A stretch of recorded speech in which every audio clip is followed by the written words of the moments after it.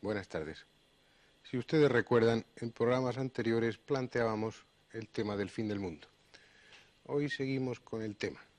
Lo terminamos. Hemos hablado en un principio de las profecías, de esas siniestras y agoreras profecías que nos anunciaban el fin del mundo, el apocalipsis, para estas fechas o algunas muy cercanas, finales de este siglo, principios del otro. Algo que nos afectaría muy directamente a nosotros, a los que vivimos en este momento sobre el planeta. Habíamos especulado sobre las distintas formas en las que el mundo puede terminar, las distintas posibilidades naturales dentro del orden natural por las que la humanidad podía desaparecer de este planeta. Pero habíamos llegado a una conclusión tranquilizadora. Por el momento, durante los próximos millones de años, el Sol seguirá alumbrando y calentando con la misma fuerza. No es probable o no es posible que la Luna caiga sobre nosotros y el agua se mantendrá dentro de ese equilibrio con las tierras emergidas. Pero terminábamos el programa anterior con un anticipo de lo que sería este programa. Todas esas causas naturales llevarán con toda seguridad al mundo a su final, pero dentro de mucho tiempo, si no tuviéramos en cuenta otro factor. Un factor relativamente reciente, un factor nuevo dentro de la antigüedad, de la vejez de este planeta nuestro. Un factor reciente, pero con fuerza suficiente como para alterar todo el equilibrio. Un factor nuevo, capaz con su propio esfuerzo de llevar el mundo a su destrucción. Me estoy refiriendo evidentemente a nosotros, al género humano. Podemos comenzar por cualquier parte, por ejemplo, por el aire. Nosotros estamos respirando oxígeno. El oxígeno es un elemento fundamental para casi todos los seres vivos. La pregunta es de dónde procede ese oxígeno. Ese oxígeno procede en su mayoría de las diatomeas. Las diatomeas son unos pequeñísimos vegetales, unos minúsculos vegetales que flotan libremente sobre la superficie del agua, sobre la superficie del mar. Esas diatomeas que componen el alimento principal de la mayoría de las especies marinas son a su vez las responsables del 70% del oxígeno que existe en la atmósfera. Esas pequeñas plantas, esas diatomeas, producen el 70% del oxígeno del cual respiramos y que nos es tan fundamental. El 30% restante del oxígeno es producido por las plantas de origen terrestre, por los vegetales terrestres. Sin embargo, ese oxígeno estamos gastándolo en cantidades exageradas. Ese equilibrio producido entre la fabricación de oxígeno por parte de los vegetales y el consumo de oxígeno en los procesos de oxidación está ya roto. Y lo hemos roto nosotros. Lo hemos roto con muchos factores. Uno de ellos es la aviación. Un avión del tamaño de un Boeing 707 consume aproximadamente 35 toneladas de oxígeno cada vez que cruza el Atlántico. Imagínense ustedes lo que consumirá un avión como el Concorde o como el Jumbo. Se calcula que continuamente, en cada momento, sobre el cielo nuestro hay unos 3.000 aviones. 3.000 aviones que en los próximos años se triplicarán.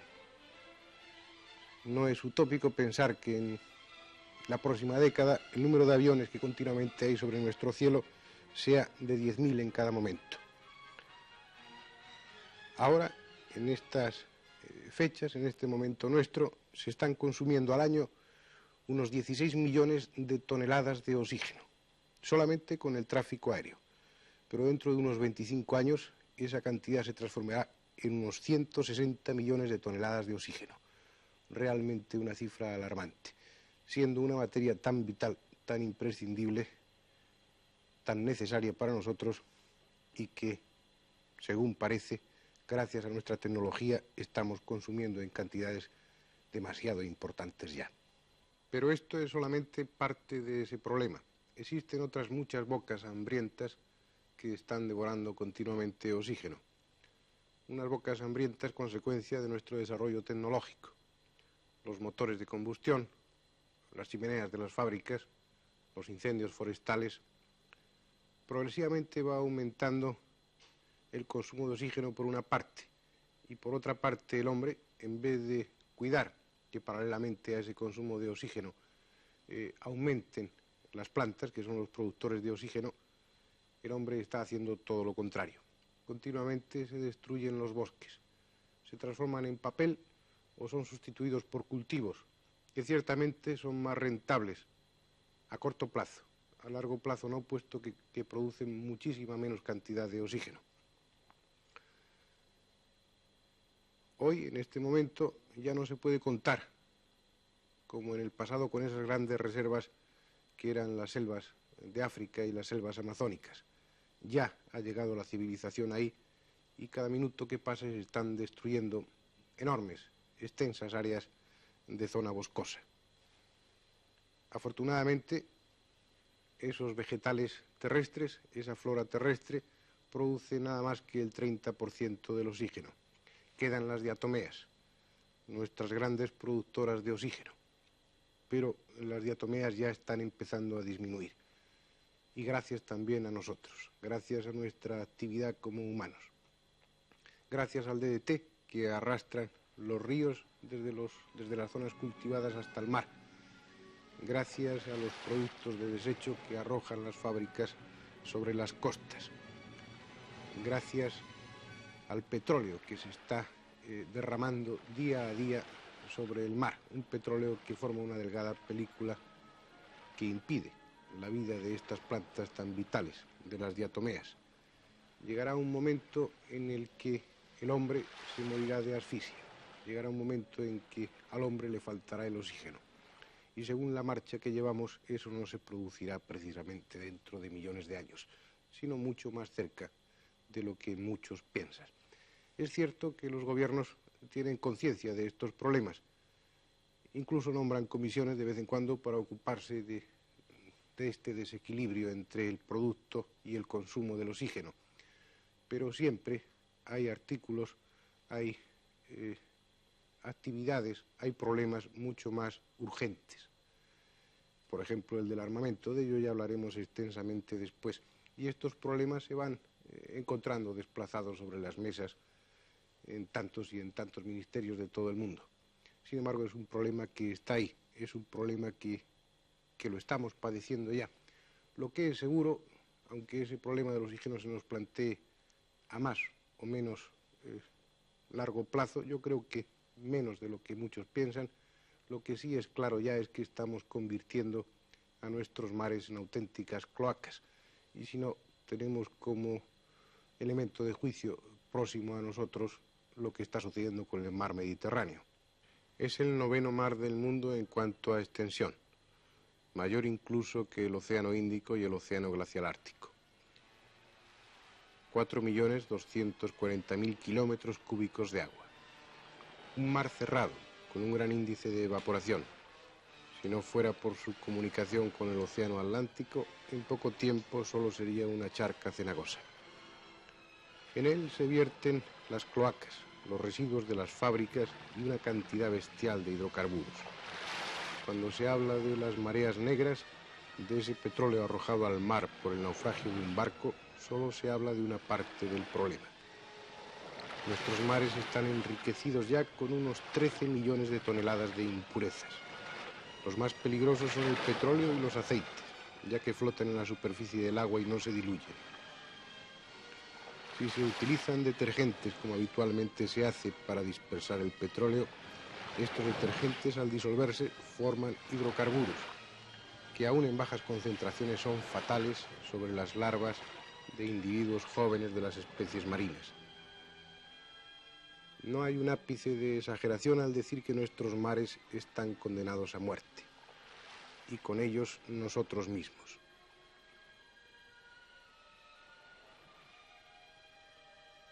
Ciertamente que esto es evitable, pero nos tememos que nunca se pondrá el remedio, o este se pondrá cuando ya sea demasiado tarde.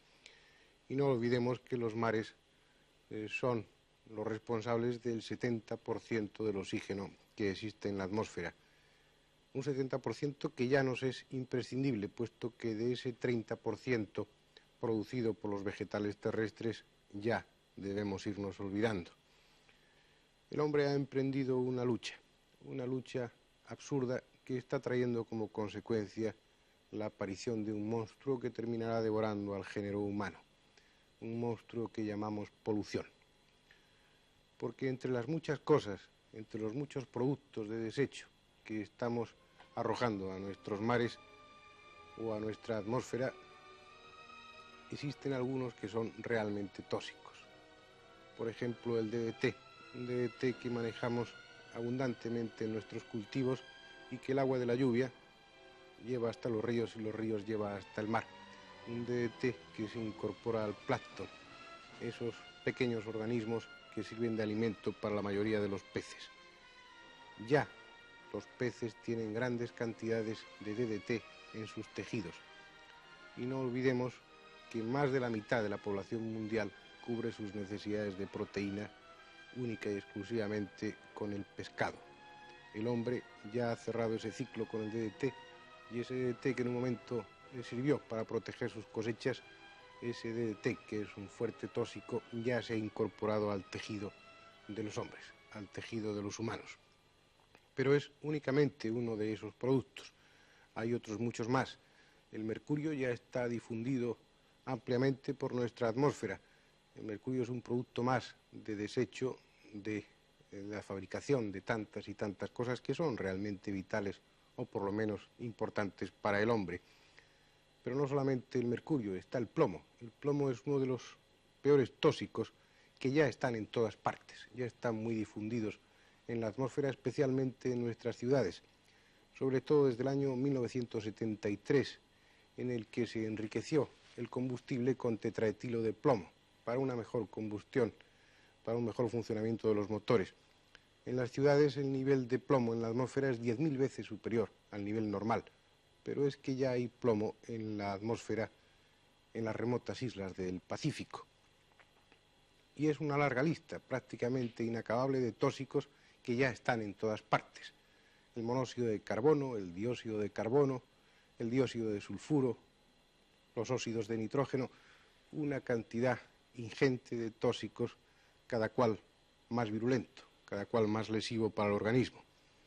Es realmente un mundo extraño este que hemos creado, un mundo donde cada año mueren unos 40 millones de personas de hambre, mientras en otras zonas se queman o se destruyen cosechas para mantener los precios del mercado. Un mundo en el que estamos consumiendo más oxígeno del que podemos, mucho más. Un mundo en el que estamos destruyendo nuestros bosques que son vitales. Un mundo en el que nuestros mares se están transformando en cloacas. Un mundo absurdo. Un mundo lleno de peligros ya. Puede decirse que se ha iniciado la cuenta atrás, que hemos iniciado los hombres la cuenta atrás para llegar a ese fin del mundo.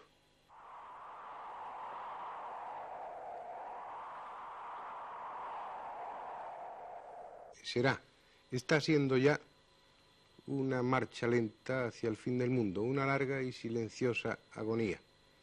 Si es que el hombre no encuentra la solución, que probablemente la encontrará, y entonces ese fin llegará sin esperar mucho. Una de las formas en las que esto sucederá probablemente es con la guerra.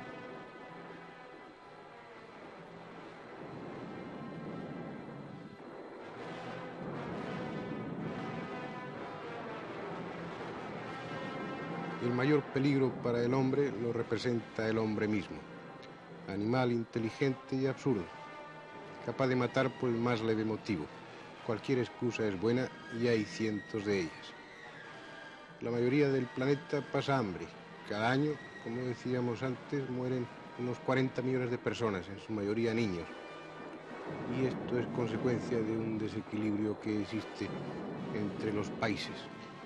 Mientras no se establezca ese equilibrio, las guerras seguirán existiendo. Y con toda probabilidad, ese equilibrio no se conseguirá nunca.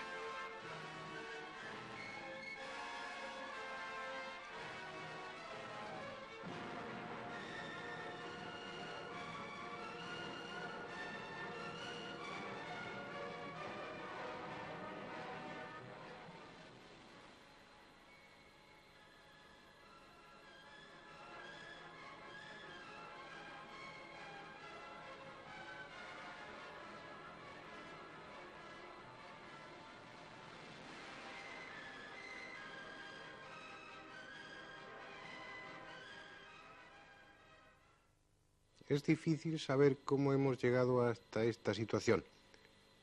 Será difícil saber cómo hemos llegado cuando lleguemos al final, si es que queda alguien para hacerse esa pregunta.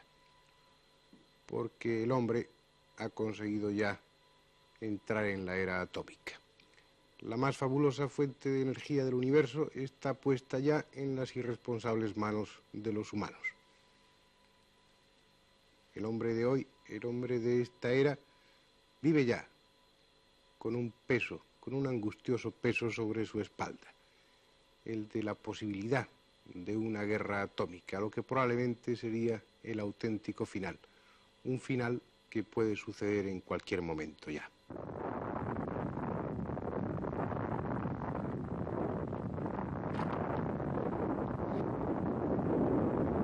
El planeta puede quedarse solo, vacío, como una siniestra pelota que yaciese abandonada en un rincón. O por el contrario, si no existieran las guerras, si la marcha demográfica sigue como parece que está siguiendo hasta ahora, dentro de unos 200 años esta Tierra será no ya una pelota solitaria y abandonada, sino un planeta cubierto, pisoteado literalmente por una humanidad hambrienta y apretada. Una humanidad que ya en muchos puntos del globo parece no encontrar sitio suficiente para convivir. De todas formas, parece que ese problema va en camino de resolverse, como si el hombre estuviera encontrando la solución de una forma inconsciente. El índice demográfico va descendiendo, los nacimientos son cada vez menores, al menos en los países con un nivel técnico y con un nivel de desarrollo suficiente. Es la única posibilidad para mantener el equilibrio, puesto que si conseguimos que la mortalidad infantil vaya disminuyendo hasta unas cifras afortunadamente muy pequeñas, si conseguimos que los hombres, que las personas vivan muchos más años, conseguiremos también, con el paso del tiempo, que el hombre no quepa en su propio planeta. Afortunadamente, como les digo, parece que el índice de natalidad está disminuyendo ya, porque si no, para nosotros o para nuestros hijos y para nuestros nietos, empezaría a ser un problema angustioso. De todas formas, no deben ustedes preocuparse de que esto suceda. El fin llegará probablemente mucho antes. Y llegará gracias a esa energía atómica de la que hablábamos antes, gracias a esa acumulación de armamento tan ilógica, tan absurda como peligrosa. Ustedes recuerdan lo que pasó en Hiroshima, lo que pasó con la explosión de una bomba atómica. Imagínense ustedes el efecto que causaría la energía desarrollada, la energía destructiva desarrollada por una bomba 2500 veces más potente. Y una bomba de hidrógeno normal y corriente es eso, 2500 veces más potente en su capacidad destructiva que una bomba atómica. Pero la bomba de hidrógeno ha dejado ya de ser ese arma total.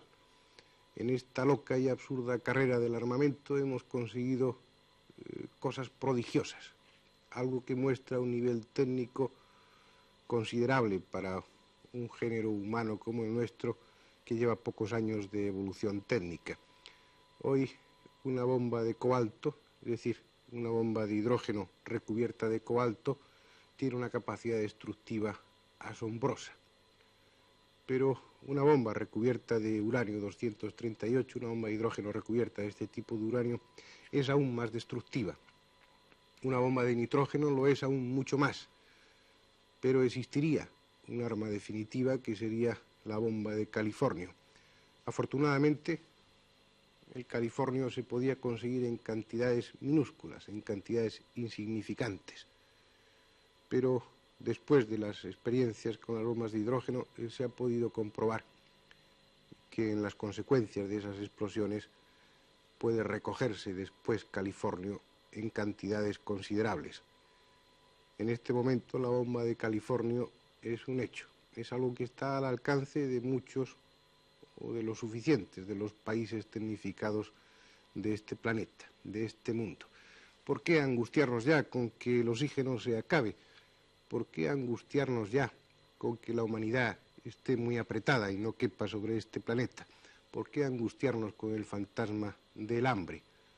¿Por qué preocuparnos de todo eso cuando el fin del mundo, este fin del mundo del que hemos hablado a lo largo de 3 programas, puede suceder en cualquier momento, en cualquier instante?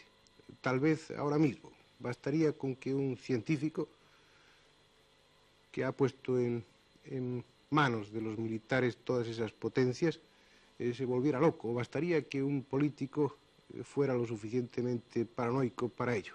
Un simple dedo, apretar un botón y el fin del mundo sería un hecho.